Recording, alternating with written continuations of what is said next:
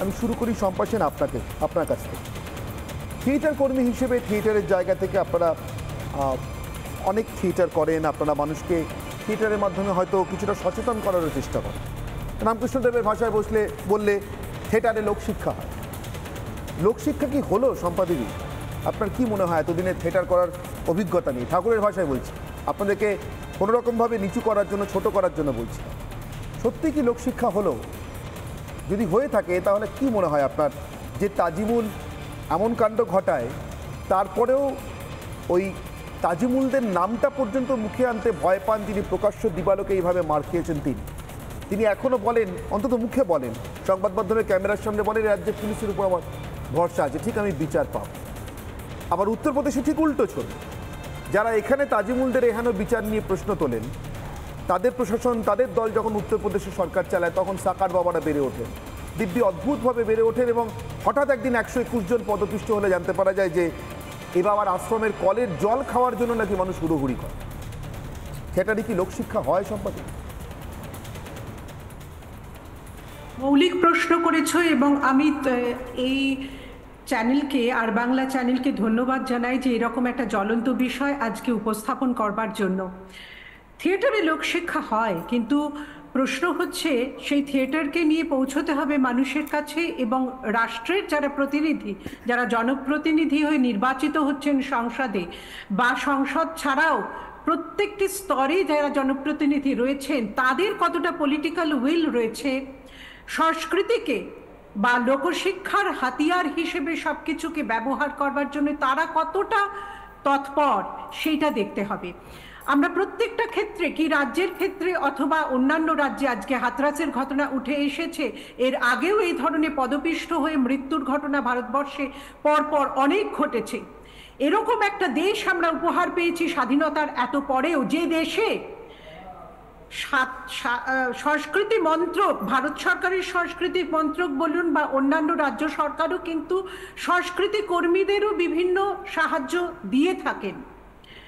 কিন্তু শিক্ষাক্ষেত্রে বরাদ্দ যদি একটা রাষ্ট্রের এত কম হয়, এবং শিক্ষার অ্যাপ্রোচটা যদি হয় যে অন্ধত্ব, সেখানে অন্ধত্ব দূরীকরণ নয়, তাহলেই একটা গোড়ায় গলদ থেকে যায়। সব থেকে বড় কথা, রাষ্ট্রের আইন, রাষ্ট্রের নির্বাচিত প্রতিনিধিরা এবং সমস্ত ব্যবস্থা, সরকারের প্রশাসন কিভাবে নিয়ন্ত্রণ করবেন শাসন ব্যবস্থাকে, সেটা কিন্তু অত্যন্ত জরুরি। ভোটারদের বুঝতে হবে যে আমরা ভোট দিয়েছি এটা সুশাসন পাবার জন্য, তাদেরও সিভিলিটি অর্জন করবা দরকার। যারা সাংস্কৃতিক কর্মী, তাদের যেমন দরকার হচ্ছে বিনোদনের বাইরে গিয়ে ভাবা সমাজের জন্য কি করা যায়। আমি যদি স্যালারি গ্রান্ট সরকারের কাছ থেকে নিই, তাহলে আমি কোন উপহার মানুষকে দিতে পারি, সমাজকে দিতে পারি, সেই দায়বদ্ধতা যেমন সাংস্কৃতিক কর্মীদের থাকা উচিত, ঠিক তেমনি দায়বদ্ধতা থাকা উচিত যারা সংসদে অথবা প্রত্যেকটি ক্ষেত্রে নির্বাচিত হয়ে যাচ্ছেন, সেই পঞ্চায়েত স্তর থেকে শুরু করে প্রত্যেকটি বিধানসভা থেকে শুরু করে সংসদ পর্যন্ত, তাদেরও। এইরকম একটা দেশ আমরা কেন উপহার পাবো? আজকে বাংলাদেশকেও যদি আমরা দেখি অনেক ক্ষেত্রে তারা এগিয়ে গেছে আমাদের থেকে নানান রকম ইন্ডেক্সকে।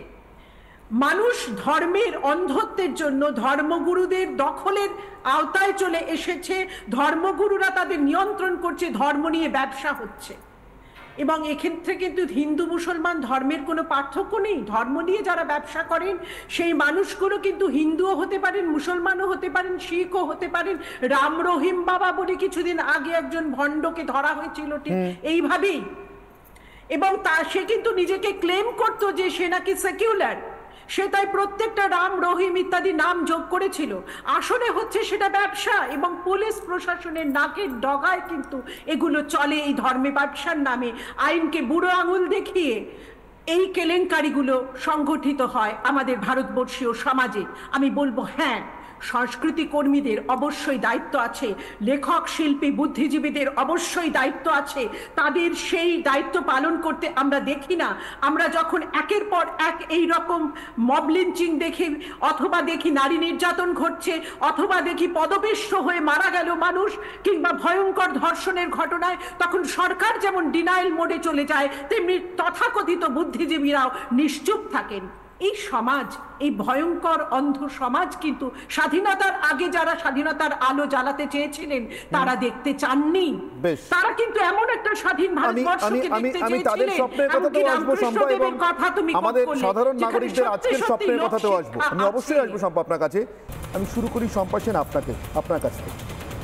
থিয়েটার কর্মী হিসেবে থিয়েটারের জায়গা থেকে আপনারা অনেক থিয়েটার করেন, আপনারা মানুষকে থিয়েটারের মাধ্যমে হয়তো কিছুটা সচেতন করারও চেষ্টা করেন। রামকৃষ্ণদেবের ভাষায় বললে থিয়েটারে লোকশিক্ষা হয়। লোকশিক্ষা কি হলো শম্পা দেবী? আপনার কি মনে হয় এতদিনের থিয়েটার করার অভিজ্ঞতা নেই, ঠাকুরের ভাষায় বলছি, আপনাদেরকে কোনোরকমভাবে নিচু করার জন্য, ছোট করার জন্য বলছি, সত্যি কি লোকশিক্ষা হলো? যদি হয়ে থাকে তাহলে কি মনে হয় আপনার, যে তাজিমুল এমন কাণ্ড ঘটায় তারপরেও ওই তাজিমুলদের নামটা পর্যন্ত মুখে আনতে ভয় পান তিনি, প্রকাশ্য দিবালোকে এইভাবে মার খেয়েছেন তিনি এখনও বলেন, অন্তত মুখে বলেন, সংবাদ মাধ্যমে ক্যামেরার সামনে বলেন রাজ্যে পুলিশের উপর আমার ভরসা আছে, ঠিক আমি বিচার পাব।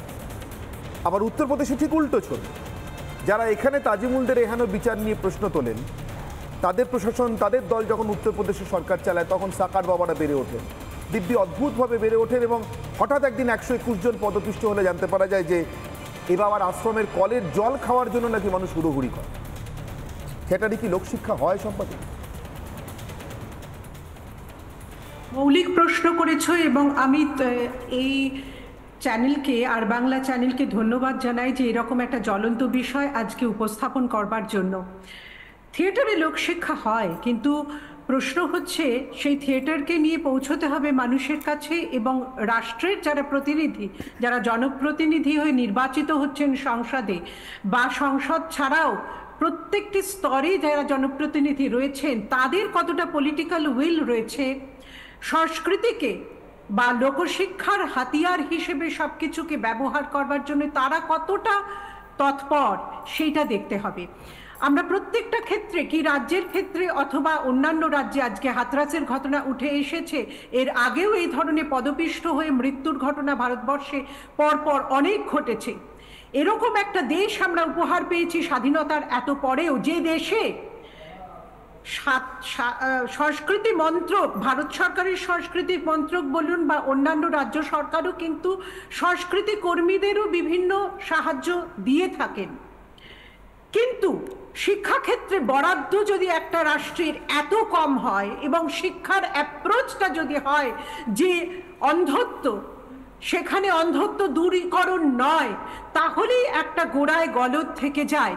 সব থেকে বড় কথা, রাষ্ট্রের আইন, রাষ্ট্রের নির্বাচিত প্রতিনিধিরা এবং সমস্ত ব্যবস্থা, সরকারের প্রশাসন কিভাবে নিয়ন্ত্রণ করবেন শাসন ব্যবস্থাকে, সেটা কিন্তু অত্যন্ত জরুরি। ভোটারদের বুঝতে হবে যে আমরা ভোট দিয়েছি এটা সুশাসন পাওয়ার জন্য, তাদেরও সিভিলিটি অর্জন করবা দরকার।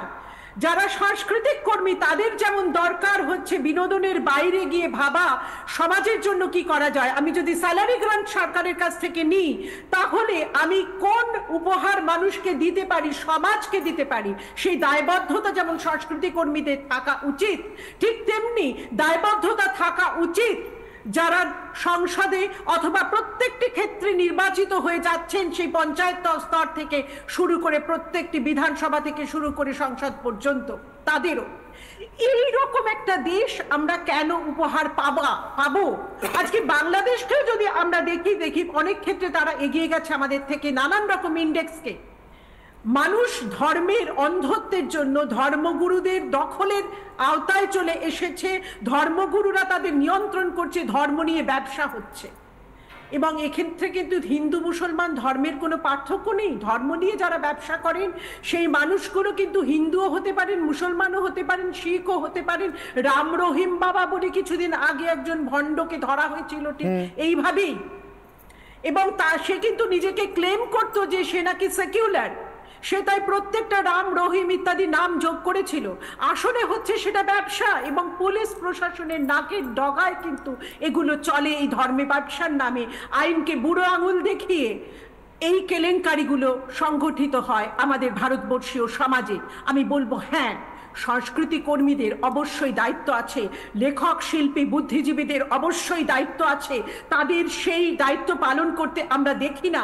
আমরা যখন একের পর এক এই রকম মব লিঞ্চিং দেখি, অথবা দেখি নারী নির্যাতন ঘটছে, অথবা দেখি পদপিষ্ট হয়ে মারা গেল মানুষ, কিংবা ভয়ঙ্কর ধর্ষণের ঘটনায়, তখন সরকার যেমন ডিনাইল মোডে চলে যায়, তেমনি তথাকথিত বুদ্ধিজীবীরাও নিশ্চুপ থাকেন।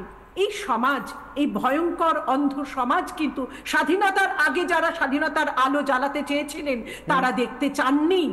তারা কিন্তু এমন একটা স্বাধীন ভারতবর্ষকে দেখতে চেয়েছিলেন। আমাদের সাধারণ নাগরিকদের আজকের স্বপ্নের কথাতেও আসবো, আমি অবশ্যই আসবো শম্পা আপনার কাছে।